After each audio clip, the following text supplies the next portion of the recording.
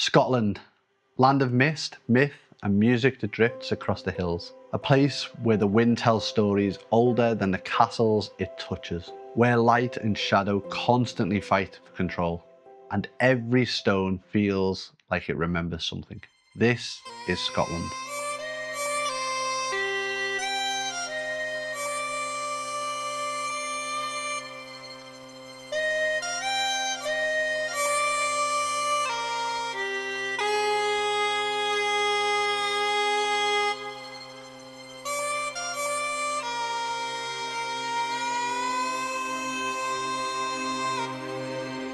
Here the land feels alive.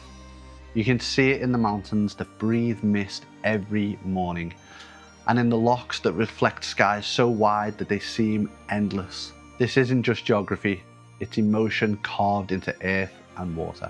From the rugged Highlands to the calm lowlands, from ancient isles to bustling cities, Scotland is a place that reminds you that time moves differently here. The country is split into three great regions, and each one a different story. The Highlands, ancient and untamed, where rock older than life itself holds up the clouds. The Central Belt, the heartbeat of the nation, where cities like Edinburgh and Glasgow stand shoulder to shoulder, full of character, history and pride. And then there's the Southern Uplands, where rolling green hills stretch forever, soft and calm, like a place painted from memory. Two coasts tell two different sides of the same soul. To the east, the land slopes gently into calm seas and sunlit harbours. And to the west, cliffs rise sharp against the Atlantic, wild, jagged, defiant. Here the weather isn't background noise, it's simply part of the story.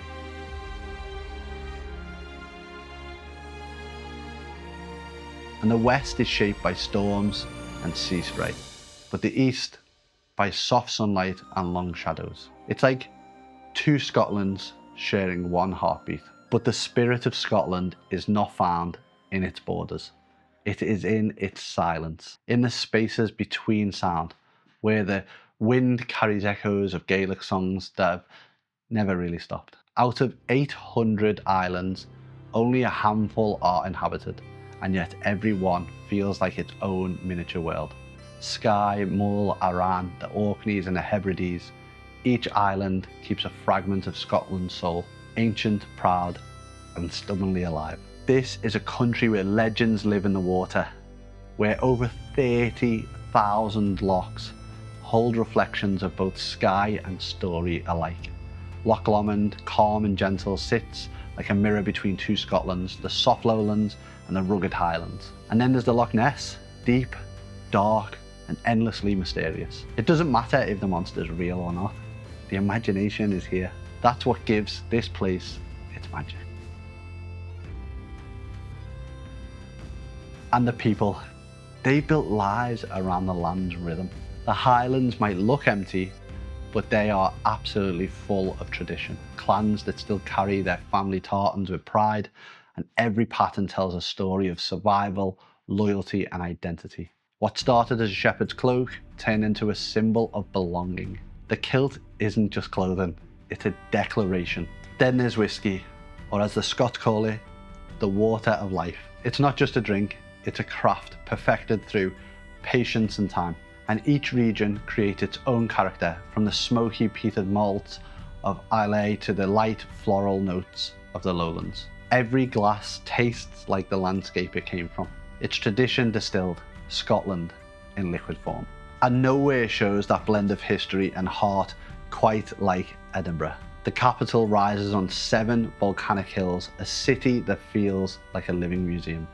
And the old town climbs with ancient tenements, dark stone and narrow closes whispering centuries of stories.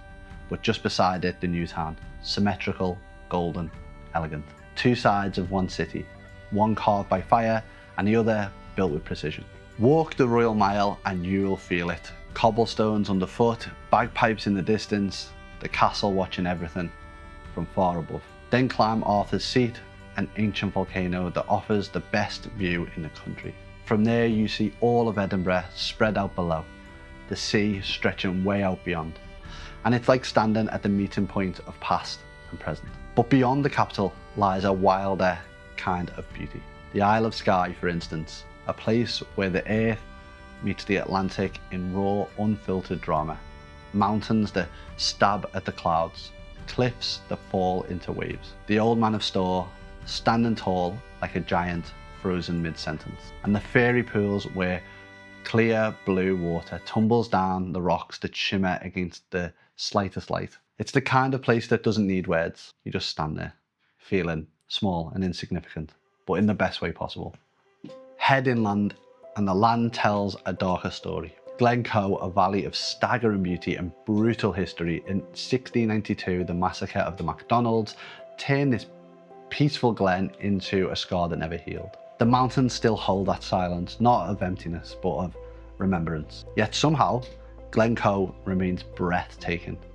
When mist rolls down its slopes and the wind sweeps through the heather, it feels like time pauses out of pure respect. And further north lies Stirling, the crossroads of Scotland's story. Its castle, perched on a volcanic rock, overlooks battlefields where freedom was fought and won. This was William Wallace's ground, Robert the Bruce's victory. Every stone here is soaked in rebellion and pride. Stirling doesn't whisper history, it shouts it, with a sword in hand and a stubborn grin. And then there's St Andrews, where ruins meet legacy. The old cathedral stands as bones of faith, broken but never unbowed. The university nearby has shaped minds for centuries, while just down the road, the world's most famous golf course still welcomes players from every corner of the earth. It's a place that somehow blends religion, learning and sport, and it all works. Scotland's power isn't just in its history though, it's in how it wears that history. Fort William sits at the foot of Ben Nevis, the highest peak in Britain. A mountain that reminds you just who's in charge. On some days it's peaceful, and other days it's brutal. The kind of place where the weather changes faster than your thoughts. From the summit, you can see the Atlantic stretching endlessly, a reminder that adventure and danger have always been part of the Scottish soul. And not far away, the Glenfinnan Viaduct, 21 stone arches cutting through the mist and the valley. For many, it's the bridge from the Harry Potter films, but for Scotland, it's a symbol of human ambition, blending perfectly with nature's scale. A man-made marvel that somehow feels like it belongs to the land itself. Now keep going and you'll find the Outer Hebrides, where Europe ends and infinity begins. White sands that will rival the Caribbean, turquoise cold water, cold enough to remind you where you really are. And stone circles older than Stonehenge rise from the ground, marking rituals and mysteries that we still don't fully understand. And on Sundays, these islands, they fall silent, not out of habit, but reverence. Here, faith and folklore share the same air. Drive south again and you'll reach Eilean Donan Castle, Scotland's most photographed landmark, and what a beauty. Perched where three lochs meet, it's a castle that seems half built by man, but half carved by nature. A mist rolls across its towers, tides rise and fall beneath its bridge, and when the sun sets, the whole thing turns gold.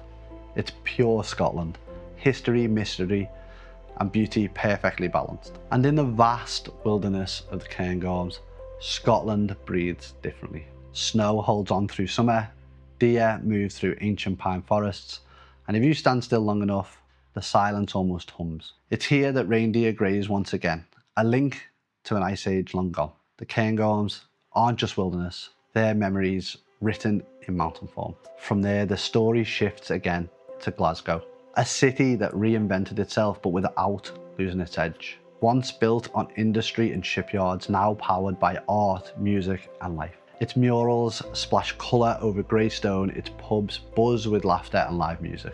But Scotland's charm isn't just in its grand moments, it's in the smaller ones too.